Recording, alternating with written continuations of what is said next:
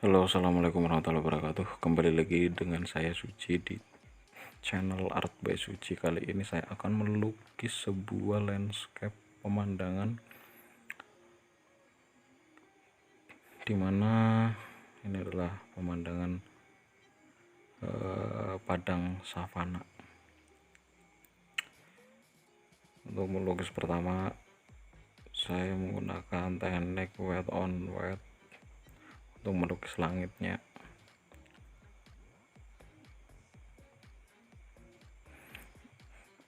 Untuk langit bagian atas saya tambahkan warna biru ya.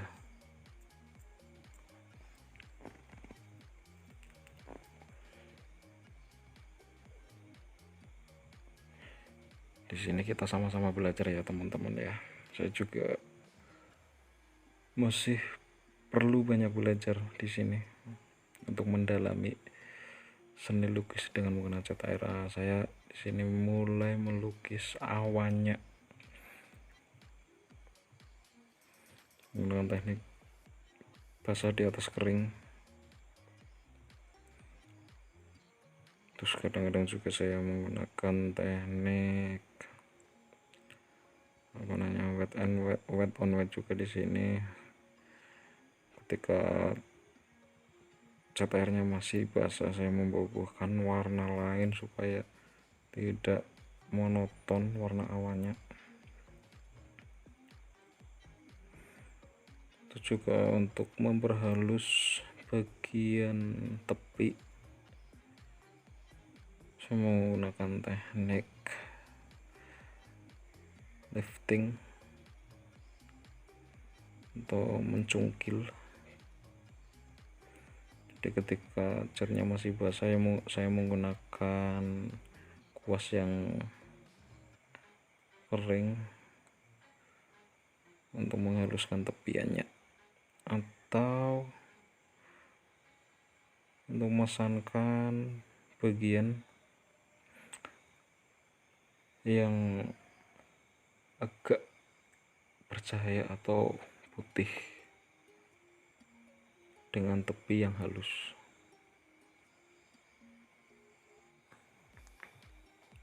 Saya di sini menggunakan kuas atau brush dengan lebar ya, yang lebar ya, untuk meningkatkan efisiensi supaya bisa bekerja dengan cepat.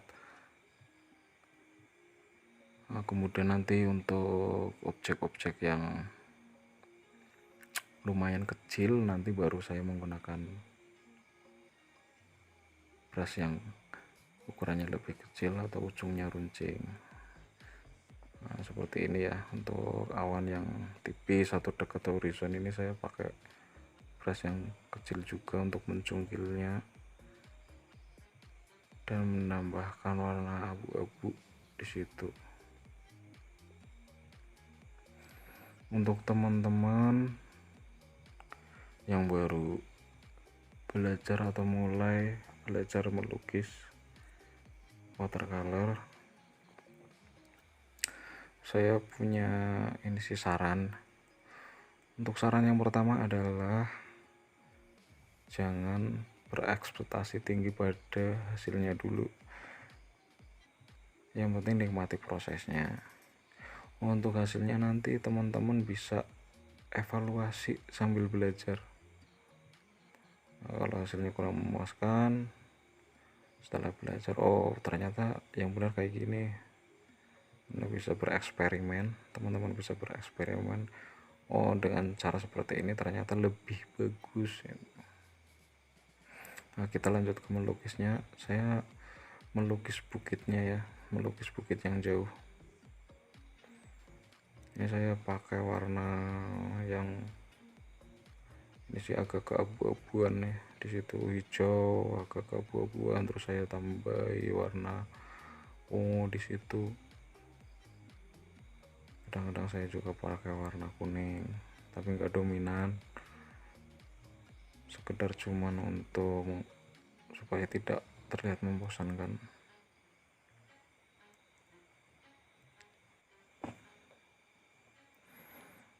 Teman-teman bisa menambahkan warna yang lebih gelap atau mencungkilnya atau lifting jika perlu untuk mengesankan bukit itu bertekstur atau memiliki relief. Tapi karena itu objek yang jauh, jadi nggak perlu mengejar detail ya, cukup samar-samar aja. Kemudian untuk ini pohon yang berada di midground, saya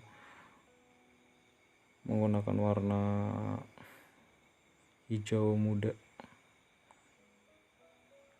tapi dengan warna kuning yang hangat, antara biru dan kuning hangat, jadi hijau muda hangat ya.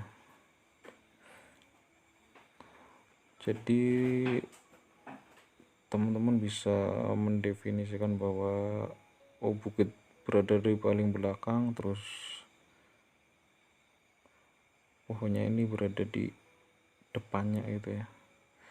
Terus untuk bayangan dedaunannya teman-teman bisa menggunakan warna yang lebih gelap.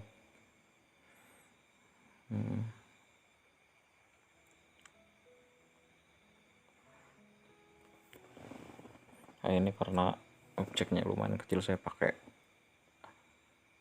brush atau kuas dengan ujung yang runcing.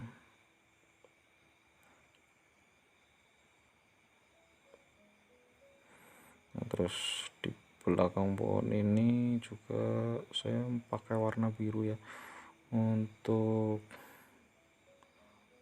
mengesankan bahwa ada pohon yang lebih jauh lagi ya di antara pepohonan ini sama bukitnya.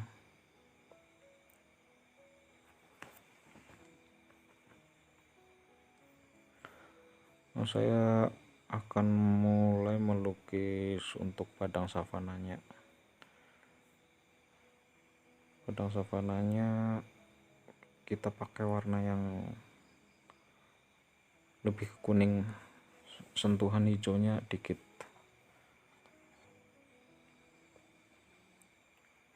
Jadi akan terkesan bahwa padang savananya emang lebih dekat dengan kita, lebih dekat dengan pemirsa ya, ataupun pelukis.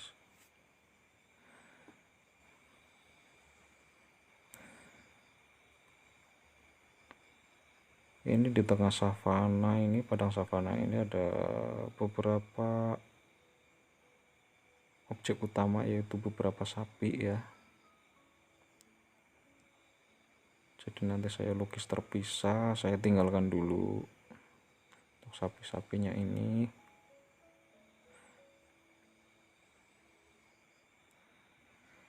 Ini saya pakai warna ini ya, kuning, sedikit kehijauan, kuningnya kuning hangat ya.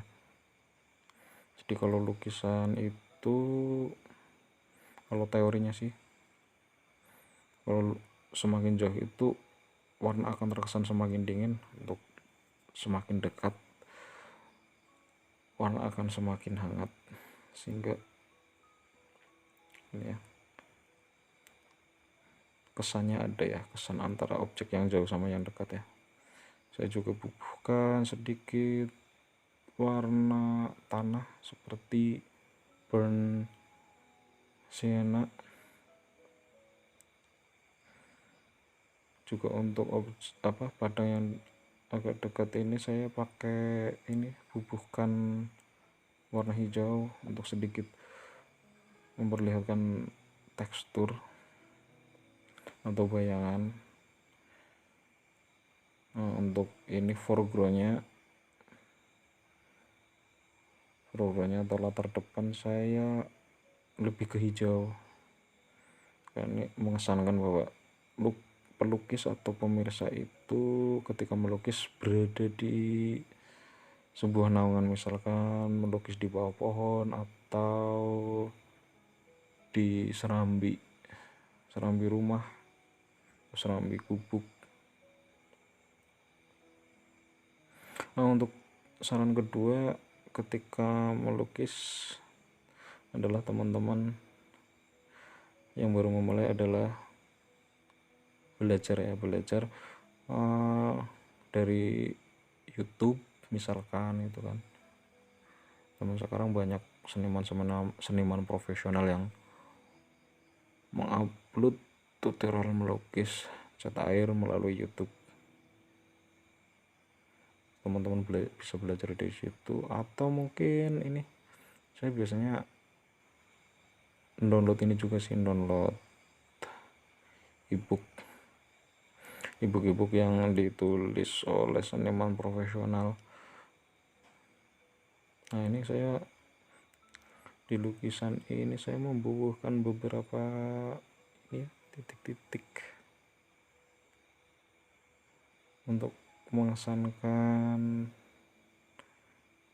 ini adalah padang savana yang di beberapa lokasi itu ada tanahnya gitu kan.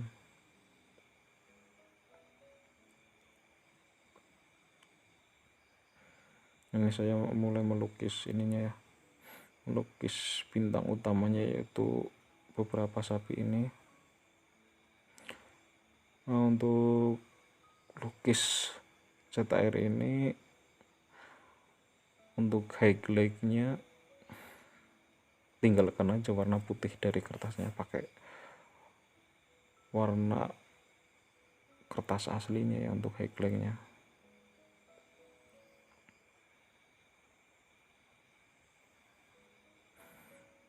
Terus untuk belajar tadi ya pakai ebook itu kendalanya kadang-kadang bahasa sih ya, karena bahasa Inggris rata-rata kalau seniman luar negeri ya. Nah itu kan saya biasanya kalau udah dapat ebooknya itu saya buka pakai PDF. Nah di PDF itu saya blok semua teksnya halaman per halaman ya, saya blok, kemudian masukkan ke Google Translate. Jadi kita baca di Google Translate udah diterjemahkan pakai bahasa Indonesia.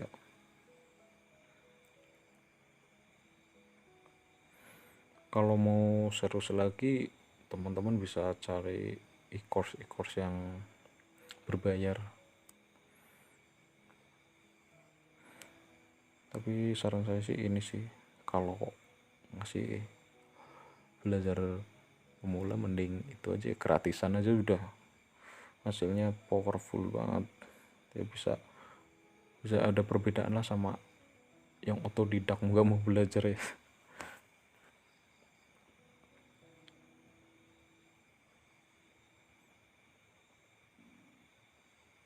Nah ini untuk objek utamanya kan ini sapi ya, beberapa sapi ini. Untuk meningkatkan atau mengarahkan mata pemirsa kepada objek utamanya itu salah satunya dengan meningkatkan kontras itu ya. Jadi highlightnya itu benar-benar menarik mata pemirsa, mengarahkan langsung ketika pertama melihat lukisan itu langsung mengarahkan pada objek utama.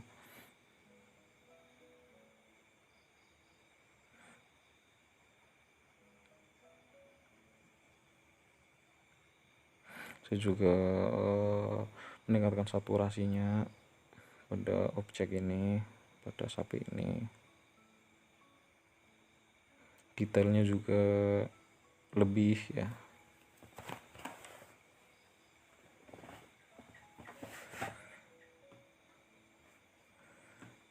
Karena ini objek utama. Jadi bagaimana cara kita untuk mengarahkan perhatian pemirsa ketika pertama kali melihat lukisan kita supaya langsung tertuju pada objek utama. Saya juga membubuhkan ini ya, bayangan di bawah kaki sapinya itu supaya tidak terkesan melayang ya sapinya itu.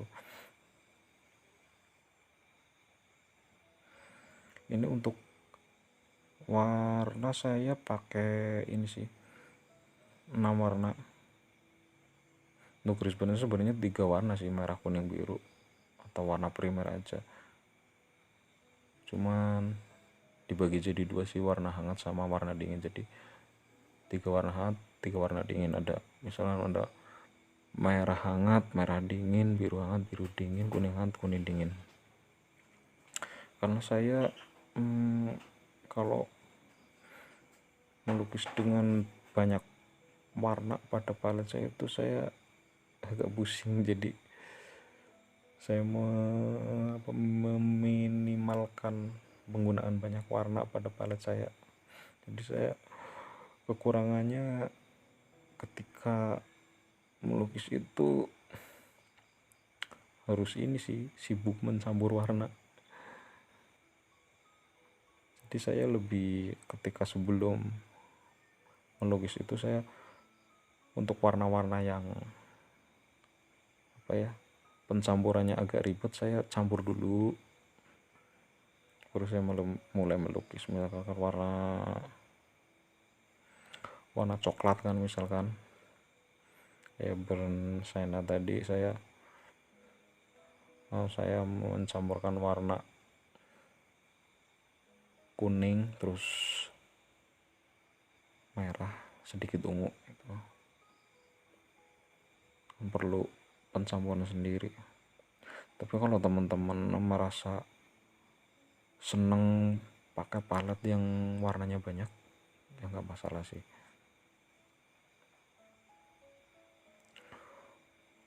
Untuk tips atau saran sih ya, saran saya untuk bagi teman-teman yang baru belajar melukis, yang terakhir adalah jangan berusaha menyalin referensi. Jangan berusaha menyalin referensi. Misalkan teman-teman punya foto, terus ketika melukis jangan langsung harus semirip mungkin dengan foto gitu, jangan. Kecuali muka manusia ya. Ini kalau melukis landscape, jangan berusaha menyalin foto ya. Itu pun kalau melukis plein air juga kayak gitu, jangan berusaha menyalin pemandangan yang kita lihat, jangan gitu. Itu akan membuat kita frustasi nantinya. Karena warna alam sama warna palet kita ini beda sih, beda. Kalau ya bisa kita misalkan membuat warna daun yang persis sama objek aslinya bisa, cuma kan itu butuhkan waktu. Kalau saya yang penting ketika melukis itu, yang penting pemirsa itu dapat kesannya ya, kesan misalnya kesan kedalamannya dapat, terus kesan bahwa objek itu berada di background, terus midground sama foreground itu dapat tuh.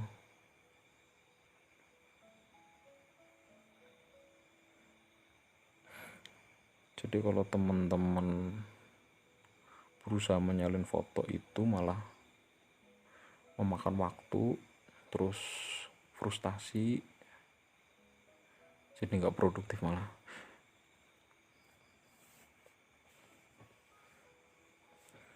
Jadi berusaha menggunakan kreativitas teman-teman aja. Jadi fundamental yang teman-teman pelajari dari ibu-ibu tadi atau tutor tadi, teman-teman terapkan itu kan. Referensi cuman sebagai referensi aja, jangan jadi bahan untuk disalin gitu. Kalau saya ini juga sih, kadang-kadang referensi itu fotonya kayak gini saya ubah, misalkan pohonnya ini kayaknya bagusnya berada di kanan deh, saya geser ke kanan. Terus ini sapi yang ini posenya bagus untuk ditaruh di depan, saya taruh di depan itu. Ini kok nggak menarik, ini pagar ini misalkan saya tiadakan gitu. Terus ini mataharinya kok dari sebelah kanan, saya senang misalnya mataharinya dari sebelah kiri, saya geser ke kiri gitu. Jadi nggak terpaku pada ini sih, referensi itu, nggak berusaha menyalahi referensi kalau saya. Nah ini setelah pohon di mid groundnya itu udah mengering, saya tambahkan sedikit detail untuk bayangannya ya, berusaha detail banget sih. Nah, pohonnya juga dikasih bayangannya supaya nggak kelihatan melayang.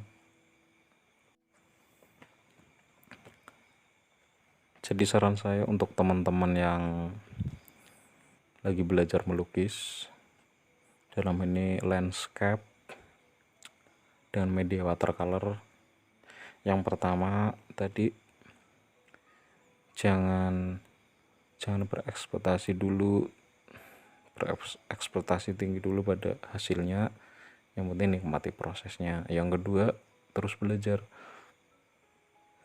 Nah, poin kedua ini masih berkaitan dengan poin 1 itu tadi ya. Ketika hasilnya kurang memuaskan, teman-teman bisa mempelajari dari seniman-seniman yang profesional. Oh, kalau kayak gini pakai warna ini lebih menarik sih, lebih bagus. Terus teknik ini lebih meningkatkan keartistikan dari lukisan saya. Itu bisa teman-teman terapkan dan meningkatkan hasilnya gitu kan. Jadi terus belajar, dan belajar itu seumur hidup. Juga sekarang kalau belajar itu juga medianya banyak banget, mau yang gratis juga banyak, yang powerful, kalau mau bayar juga ada. Jadi enaklah belajar zaman sekarang. Jadi walaupun otodidak, teman-teman pasti bisa jadi pro lah. Untuk poin yang ketiga tadi, yang terakhir adalah jangan berusaha menyalin objek. Lebih ke belajar fundamentalnya aja sih, fundamental melukisnya, untuk meningkatkan kedalaman, caranya seperti apa gitu, untuk meningkatkan kesan itu seperti apa, untuk komposisi yang bagus itu seperti apa. Pokoknya fundamentalnya itu dipelajari aja nanti gitu. Nah ini untuk foregroundnya saya menambahkan tekstur ya, goresan bertekstur.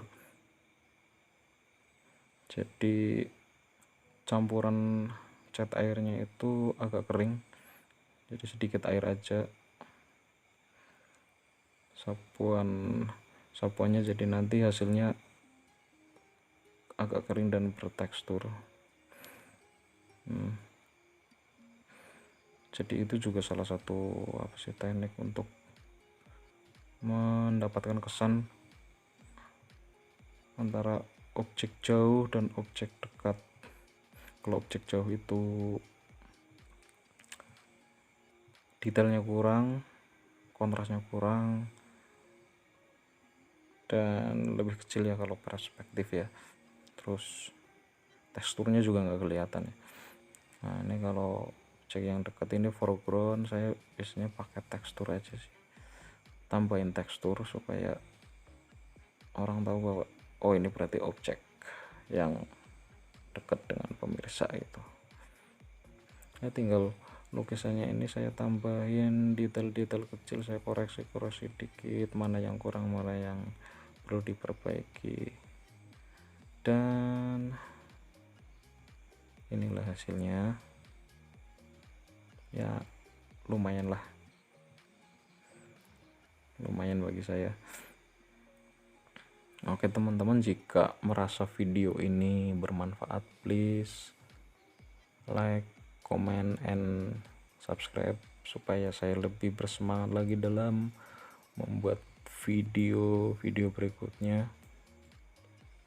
Oke teman-teman, saya minta maaf jika ada kesalahan dan kekurangan dalam penyampaian. Salam melebur, selamat malam, dan wassalamualaikum warahmatullahi wabarakatuh.